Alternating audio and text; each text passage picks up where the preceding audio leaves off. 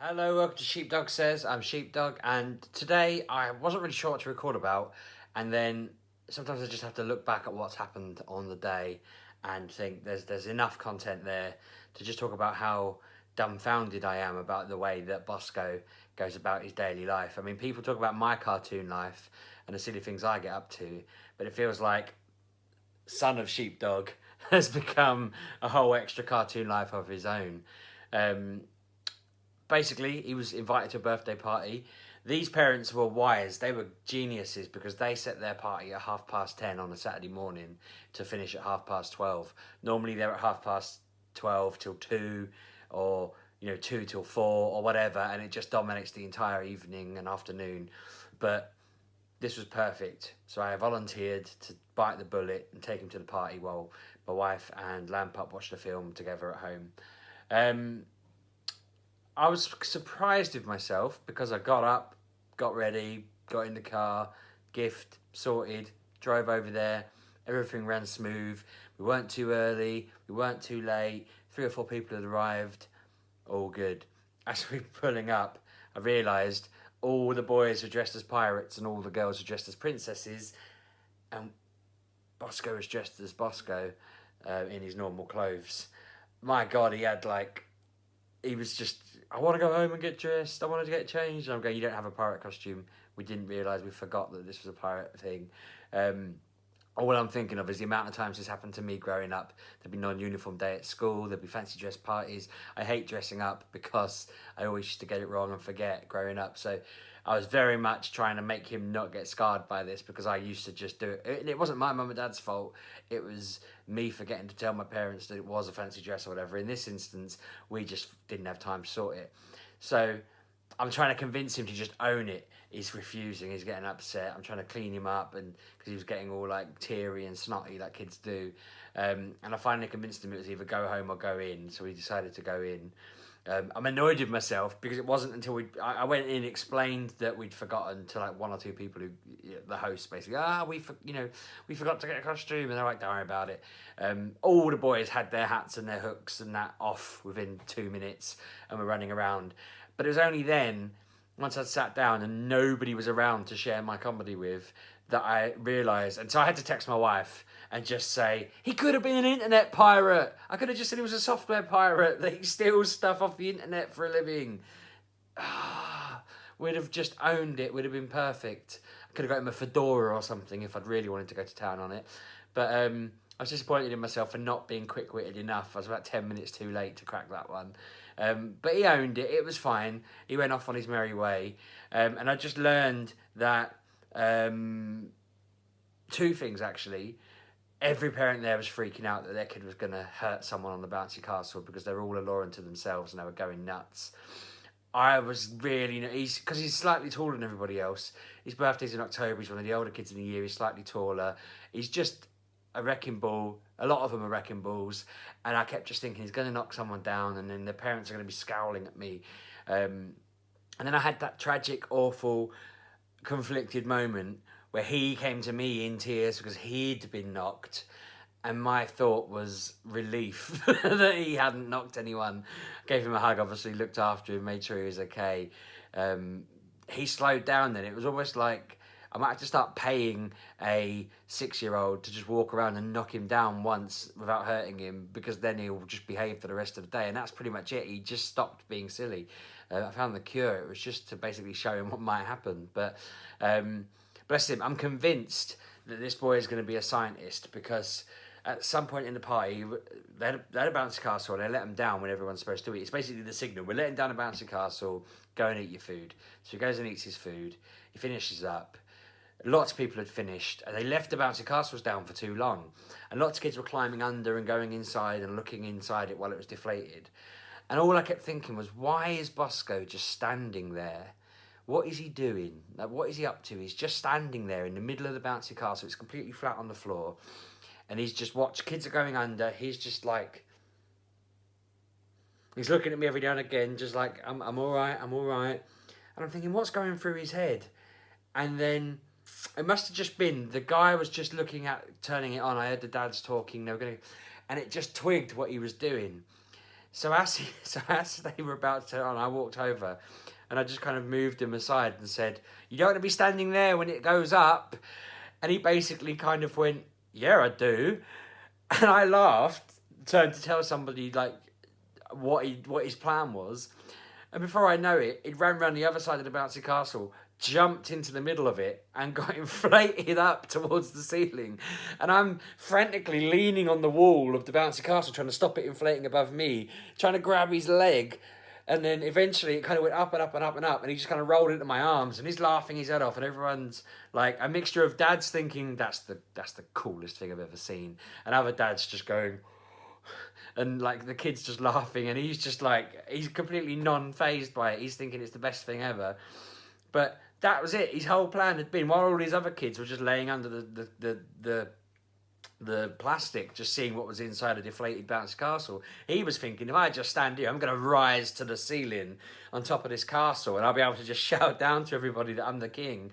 And he'd waited that out. He'd honestly to God been just standing on it for a good 5-10 minutes, just standing there, not just chatting to the people, but not moving from the prime spot. And I'm saying to him, "You would have fallen down," because he had a slant like that. And I'm saying, "You would have fallen," and he's going, "No, I was standing where the parrot was," and there's like this little parrot in the middle where it had kind of, it was like a domed, sort of slightly flatter. And I thought, you are a freaking genius. Like it just worked out. It thought, I know what's going to happen. I'm so relieved I got him. I mean, if I hadn't have figured him out, if I hadn't have thought about what he was going to do, or been quick enough to go and get him when he tried it again, then he would have rolled off it. It wouldn't have been that high, like he wouldn't have been hurt. But so again, I was kind of relieved and entertained by it. But like, oh my God, kids are insane. They do whatever they can. It just causes trouble.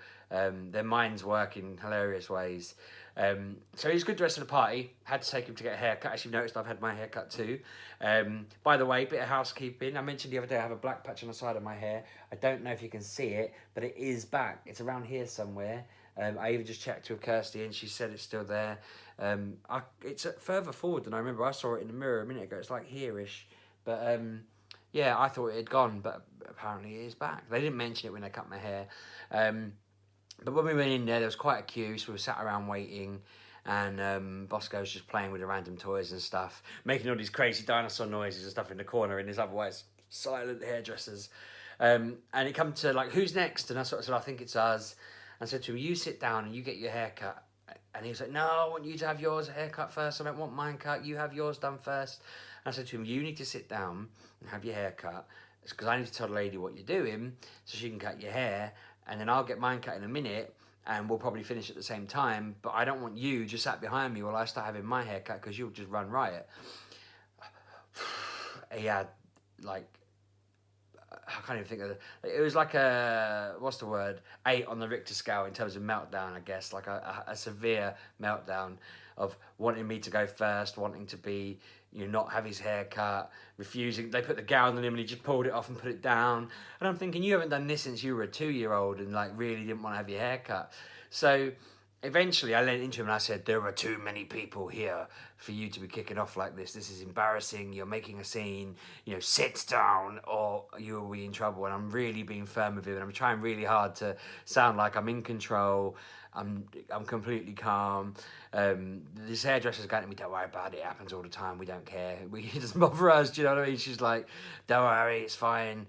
And I'm just like, you sit, you put that on now, and you do as you're told. And like doing my best Liam Neeson / Batman impression. Liam Neeson from Taken, sorry, he wasn't Batman. And / Batman, I said. You know, just angry voice. So brilliantly, I'm so relieved the hairdresser that had sat him down has a young kid. So she was just like, I've got a son about your age. She said, I'm just going to start cutting your hair. Or she's asking him questions. And she sort of said, oh, how old are you then? And he just goes, I'm 10. It's just like, no, you're not. How old are you really?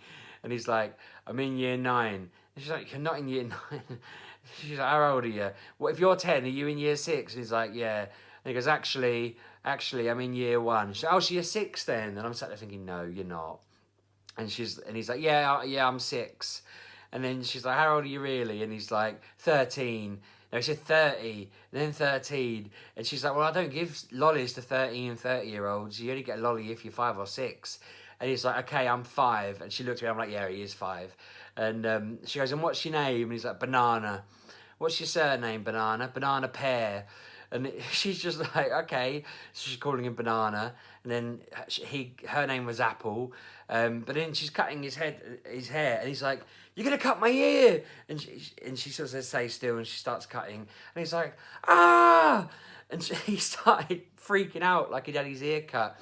And she's like, I mean, I think most hairdressers would have freaked out and been like, I didn't do anything. She was just like, I didn't cut your ear. And he's like, it's bleeding. And she's like, what, imaginary blood, invisible blood? And he's like, there's invisible blood everywhere. And then she's like, oh, God, don't say that. My boss will sack me. He was like, there's invisible blood in my eyes. And I'm just sat there thinking, this is ridiculous. And I told him that the hairdresser would cut my hair next, but she put her stuff down and just went on a break. So I'm just sat there thinking, okay, there's 2 people having their hair cut, him going nuts, and an empty seat where she could have just cut my hair. So then he starts going on, and she's cut his neck, and then he said, you've got hair in my eyes, and then she started trying to cut that, and he's like, you've just stabbed me in the eye, and she's going, what, I've stabbed you in the eye, I've cut your ear off, I've cut your neck. She's like, if anyone hears, they're going to arrest me, and he's going, so every time he cuts, she's crying in pain, saying he's in agony. Then he starts going through his poo repertoire, all his jokes about poo, and his songs about poo, and wanting to do the banana dance, and she's telling him to stay still, and he's trying to dance, and I don't know how she got any work done, bless her, but by this point, they finally let me sit down, and then I was kind of sat next to him trying to tell him to calm down, but I felt so bad for all the people behind me. They're all just sat there in the queue, and I'm thinking that some of them, again, like the dads with the falling off of the bouncy castle, some of them found it entertaining, some of them were just like robots, just sat there probably wanting to get home, but I couldn't believe it. It just went on and on and on and on and on, and he's just like, you know, every question he just told a lie. He finally told her his real name. It wasn't Apple Pear, funnily enough. Sorry, Banana Pear. It was Banana Apple Pear in the end. It went on like Banana Apple Pear, meat, yogurt. She was like, why is your name food? And he's just like, I don't know, it's the things I don't like eating. And it went on and on. But they loved it. They were very entertained, the hairdressers. They kept telling me how fun it was and all of this. And I'm sat there thinking, it's not that fun when you have to put up with it 24/7. But oddly, alongside that, a woman just burst in, asked if she could cut the queue to get a fringe cut on her kid. Everyone said no. She asked if there was another barber's nearby, and all the workers in this barber shop basically went mental for about sort of 5-10 minutes about how outrageous it was to ask a barber if he knew where there was a barber's nearby. And I'm sitting there thinking, yeah, could have probably told her.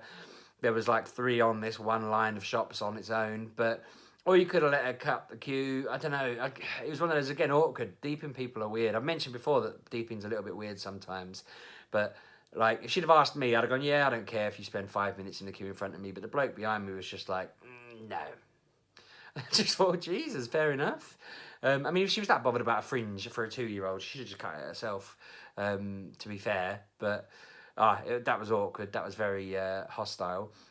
So I'm trying to think. There was lots of other just nonsense in there. He basically put on a performance. It was a proper Bosco's Cartoon Life moment of just non-stop hilarity, kind of awkwardness.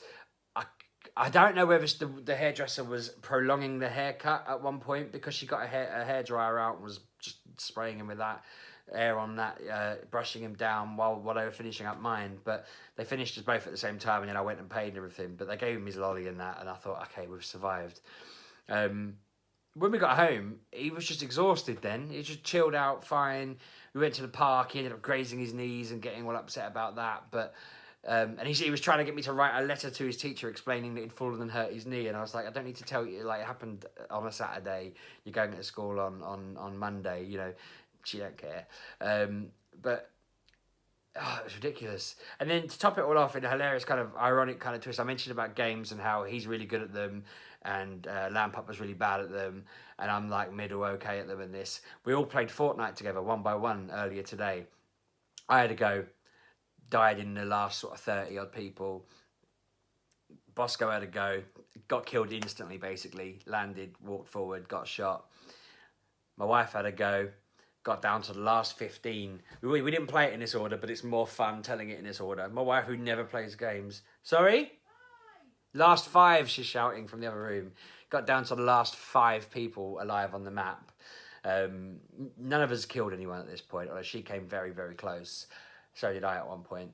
And then Lamp Up, who we've all said is terrible at coordination in games and can't do it, and just gets so confused and annoyed with the controllers that she's just not particularly good at them, sits down, tries to figure it out. Most of the time, her character's looking down at the floor, up at the ceiling. She can't see most of the map, but she manages to go through that game, collect up weapons, go through it all, and be in the final 3. And basically, she's sat there, camped out, ready to shoot anyone who came near her, and very, very, very nearly killed the person who ended up killing her, and that person won. And I was just like, this is ridiculous. Like, this is insane. Like, I played it 2 times. The second time I got slightly further than 30th. I think that's where I came 15th. I'm thinking of that one. But I got completely destroyed by Lamp Up, and it was such a twist, considering that I said the other week she just wasn't particularly good at the games in general. But she annihilated me, so I think I'm going to teach her to get slightly better at aiming, and then she might be a Fortnite champion, and I can start putting her into esports and stuff like that. But Bosco and I are just not good at it. So that's that. Anyway, I'm going to wrap it up there. I'm exhausted. I was falling asleep on the sofa before I did this video because today has just been long. So I'm going to wrap it up as I say. Thanks so much for watching. Give me some funny stories from your kids just doing nutty things, because it's always entertaining to hear them. Subscribe in the corner when I put it up there. It's probably up there for 20 seconds by now. You know, watch other videos, whatever one I link. Give me some comments. Go watch the other videos. And yeah, thanks very much. I'll see you tomorrow. Have a good weekend.